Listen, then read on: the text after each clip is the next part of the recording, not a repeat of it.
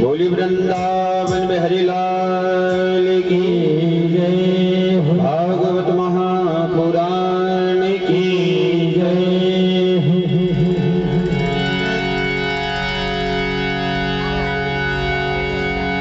आज सूत जी महाराज कहते हैं सोनकादिक ऋषियों,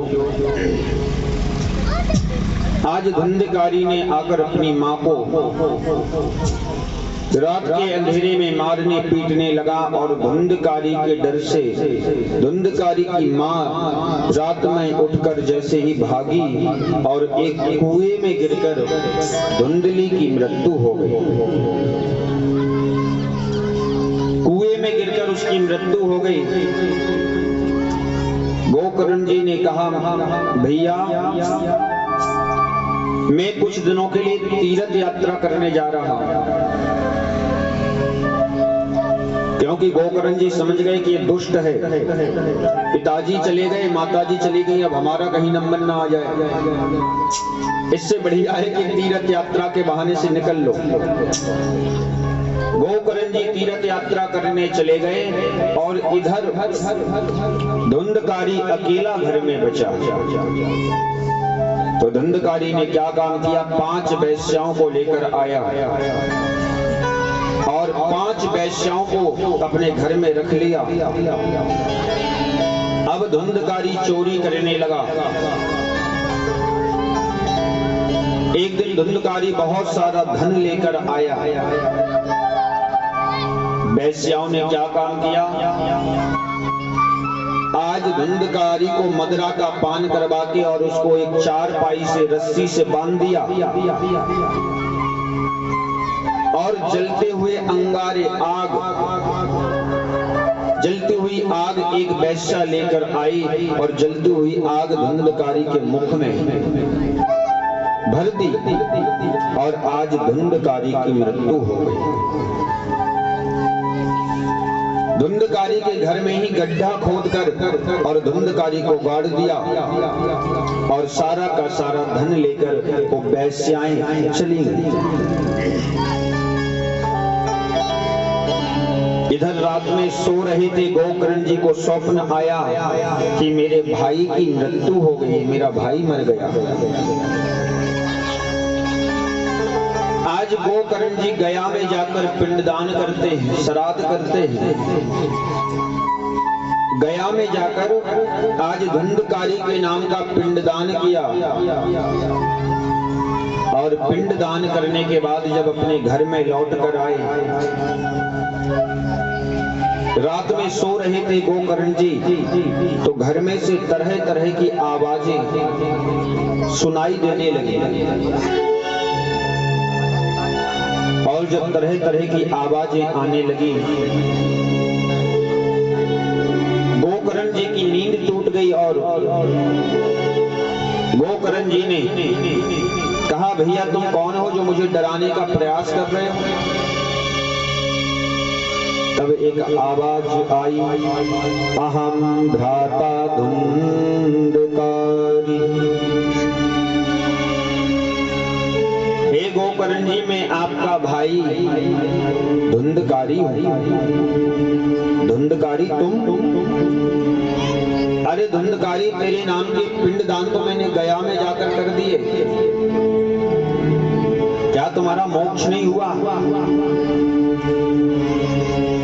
धुंधकारी ने कहा, भैया मैं प्रेत बन गया हूं और जो पिंडदान आपने गया में किए वो पिंडदान उठाकर मैंने खा लिए। वो पिंड तो मैंने खुद ने खा लिए और मैं प्रेत बन गया हूं, इसलिए पिंडदान से मेरा कल्याण होने वाला नहीं है। हे गोकर्ण जी, कोई ऐसा उपाय करिए जिससे मुझे इस प्रेत योनि से छुटकारा मिल जाए, प्रेत योनि से मुझे मुक्ति मिल जाए।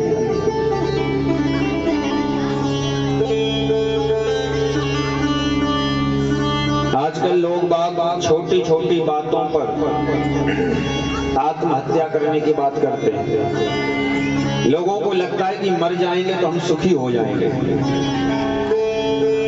पर मरने के बाद और ज्यादा कष्ट हमें मिलता है।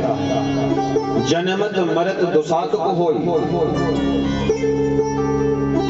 जितना जन्म के समय कष्ट मिलता है उससे कहीं ज्यादा कष्ट हमें मरने के समय मिलता है। आजकल अगर भाई भाई में झगड़ा हो गया,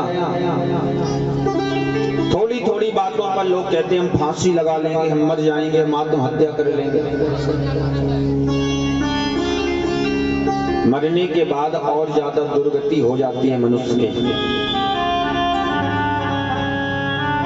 क्योंकि मरने के बाद भूत प्रेत बन जाते हैं हम लोग।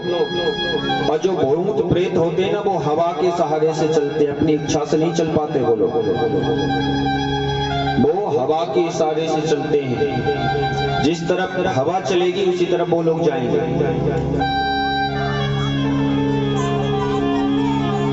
इसलिए जो जरा जरा सी बात पर हम लोग अपना आत्म बल खो देते हैं, जो आत्म ज्ञान हमारा नष्ट हो जाता है, ये हमें सत्संग कथा से ही प्राप्त होता है।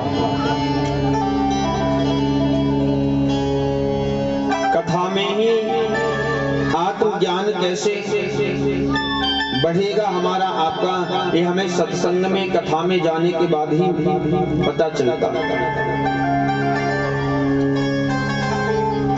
कथा हमें सिखाती है हम कैसे धैर्यवान बने, मुश्किल समय में भी हमारा धैर्य बना रहे। ये हमें सत्संग से कथाओं से महापुरुषों की वाणी के द्वारा ही ये सीखने को मिलता है।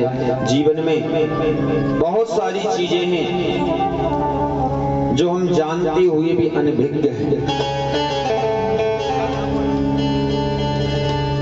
और छोटी छोटी चीजें ही हमारे जीवन को सुंदर करती हैं, हमारे जीवन को सुंदर बनाती हैं, और छोटी छोटी गलतियां ही हमारे जीवन को बर्बाद कर देती है।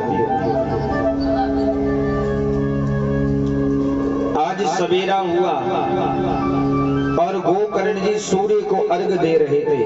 यही सूर्य सहस्त्रम तो तेजो राशि जगतपते। और सूर्य को अर्घ देते समय सूर्य की गति रुक गई, सूर्य की गति रुक गई। आकाशवाणी हुई है गोकर्ण, अगर आप अपने भाई धुंधकारी का कल्याण चाहते हो तो श्रीमद् भागवत की कथा सुनो कि धन्यम भागवती वार्ता प्रीति पीड़ा निवारणी।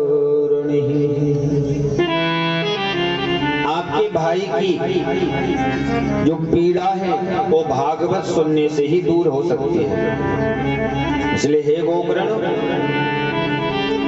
अगर अपने भाई धुंधकारी को प्रेत योनि से मुक्त करना है तो श्रीमद् भागवत की कथा सुनो। आज गोकर्ण जी ने पूरे गांव के लोगों को बुलाया और आज सुंदर सी भागवत कथा का एक अनुष्ठान किया। आज गोकर्ण जी स्वयं वक्ता बनकर बैठे हैं और धुंधकारी आकर एक बांस में बैठ गया। पहले दिन की कथा हुई तो बांस की पहली ग्रंथि गांठ चटक गई। दूसरे दिन की कथा हुई, दूसरी बांस की गांठ चटक गई। तीसरे दिन की कथा हुई, तीसरी गांठ चटक गई। 7 दिनों में बांस की 7 ग्रंथियां चटक गईं। और जैसे 7 दिन पूरे हुए कथा के, वो बांस की 7 ग्रंथियां फट गई महाराज, और उस बांस के अंदर से एक सुंदर सा राजकुमार प्रकट हो गया।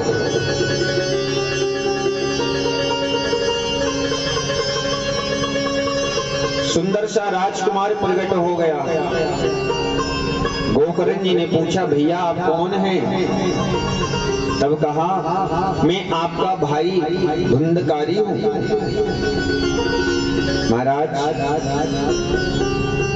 भागवत की कथा सुनने से मेरा जो प्रेत योनि में मैं पड़ा हुआ था, जो प्रेत योनि में मुझे कष्ट मिल रहा था, आज उस कष्ट से मुझे मुक्ति मिल गई भागवत की कथा सुनकर।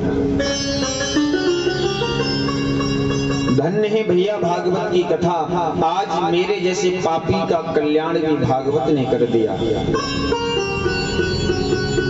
धन्यम भागवती वार्ता, श्री धन्य है भागवत की कथा। भागवत का एक शब्द भी हमारे जीवन को सुंदर बना सकता है, हमारे जीवन के सारे कष्टों को दूर कर सकता है। एक शब्द भी हमारे जीवन को अच्छा बना सकता है। आज भगवान के पार्षद आए विमान लेकर और धुंधकारी को विमान में बैठाल कर भगवान के परम धाम को लेकर चले गए।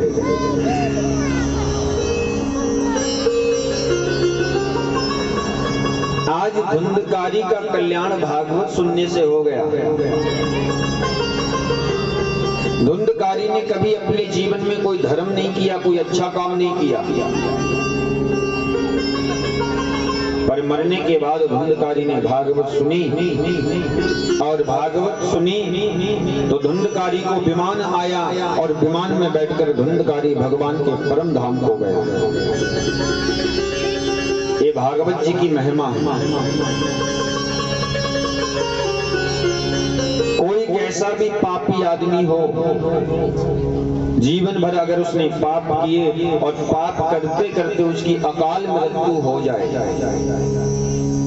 और अगर ऐसे आदमी को अगर भागवत सुनाते हैं, उसके नाम से भागवत करवाते हैं, वो जिस योनि में है, प्रेत योनि में है, भूत योनि में है, उससे मुक्ति उसको मिल जाएगी और भगवान के परम धाम को वो प्राप्त कर लेगा।